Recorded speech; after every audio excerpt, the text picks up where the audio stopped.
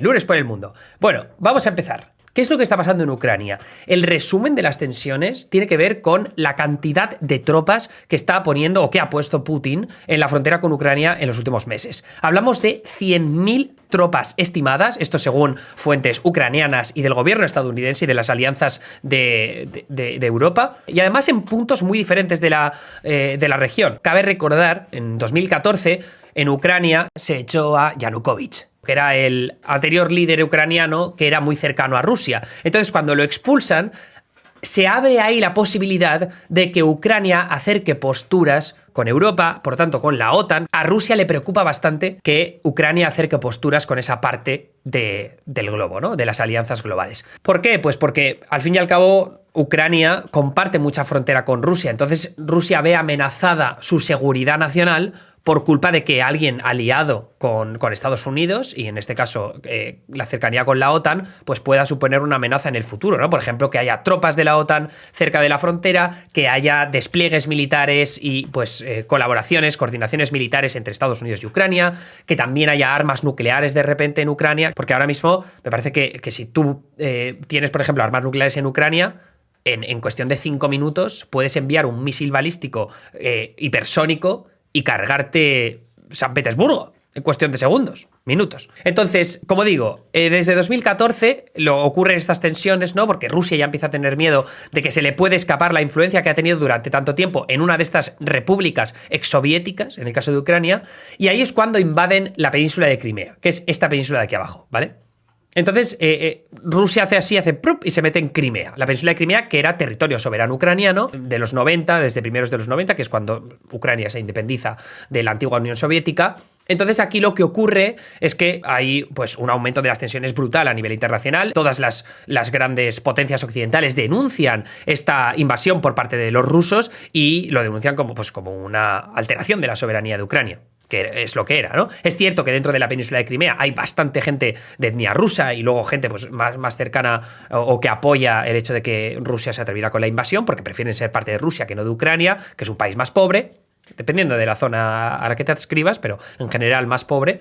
La península de Crimea termina siendo invadida por Rusia, y eso provoca que por parte de las democracias occidentales, ¿no? Y de la OTAN y demás, impongan un montón de sanciones sobre Rusia. Pero en el largo plazo, y lo que hemos visto es que no han tenido consecuencias demasiado graves para Rusia. A nivel económico sí, pero no como para impedir que Rusia y el gobierno de Vladimir Putin sigan con estas agresiones. Entonces, ¿qué ha ocurrido desde 2014 también? Bueno, pues que en esta región del Donbass, que es donde está Luhansk y Donetsk, lo que ocurre aquí es que los rusos apoyan militarmente y con recursos a militares separatistas. Gente ucraniana que quiere separarse, quiere una región no necesariamente autónoma, quizá anexionada con Rusia, y desde 2014 hay un conflicto militar en esta parte donde han fallecido, me parece que la cifra está por encima de las 13.000 personas, tanto militares como civiles. Esto lo que ocurrió es que en esta zona de aquí, ¿vale? Veis aquí que esta línea de puntos.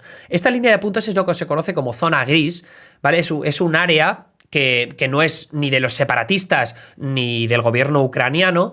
Entonces hay pueblos que simplemente no tienen acceso rápido a, por ejemplo, a colegios o a supermercados. Lo que pasó hace poco es que los separatistas bloquearon uno de los pasos que estaban usando unos aldeanos para pasar la frontera, esa zona gris, y hacer la compra en el territorio dominado por los separatistas. Bueno, pues cierran este puesto de acceso. No se sabe muy bien por qué, se dice que quizá por tema del COVID, pero el caso es que los ucranianos cogen otra parte de esa zona gris y crean un puente artificial para que puedan pasar los aldeanos a hacer la compra.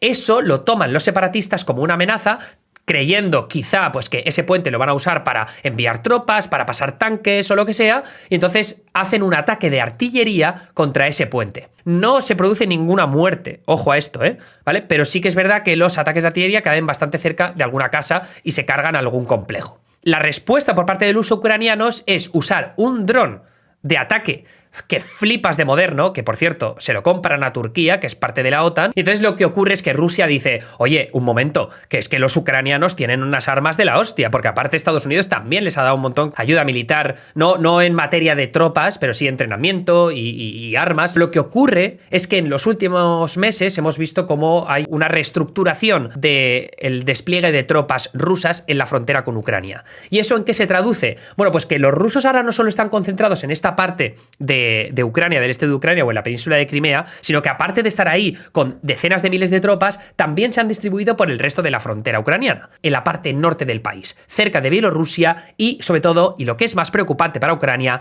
cerca de Kiev, la capital. Esto no es ninguna tontería, o sea, tropas os lo tenéis que imaginar como soldados, pero también como artillería, vehículos, tanques, o sea, es decir, el despliegue es completamente bestial. Está pensado para una posible invasión. Lo que dicen es que hay despliegues de tropas desde zonas tan alejadas como Siberia, que Rusia puede que no sea el país más rico del mundo y de hecho tiene una desigualdad económica tremenda, pero sí que es verdad que a nivel militar pues es una de las grandes potencias militares del mundo. La amenaza de Estados Unidos es por un lado las sanciones económicas y por otro lado las sanciones tecnológicas. Todo aquello, vale, producido en el extranjero y que tenga tecnología estadounidense, bloqueado. La semana anterior hubo una serie de reuniones diplomáticas para ver qué es lo que quiere Rusia, pero también qué es lo que quiere Estados Unidos. El tema es que las exigencias de Rusia son muy heavies. Son muy heavies. O sea, lo que pide Rusia es que el crecimiento de la OTAN pare por completo, es decir, que la OTAN no intente fichar a más países para que sean parte de su alianza. Si piensas en Rumanía, si piensas en Checoslovaquia, si piensas en Polonia y luego los países bálticos, son todos países que se han ido incorporando a la OTAN. Por tanto, han dejado de estar dentro de ese círculo de influencia de Rusia y han pasado a estar en el círculo de influencia de Estados Unidos. Y supone una amenaza geopolítica para el gobierno de Putin. Rusia también se puede permitir amenazar a Europa, que son los principales aliados de Estados Unidos, con que si les tocan un poco los huevos, cortan el gas. Se disparan los precios más de lo que están en este momento, que ya sabemos que hay preocupación en Europa no solo con los precios de la energía, sino también con los precios de la inflación en general, el precio de los consumidores, que asumen los consumidores, cuando los salarios tampoco están subiendo al nivel que deberían para estar al ritmo de la inflación.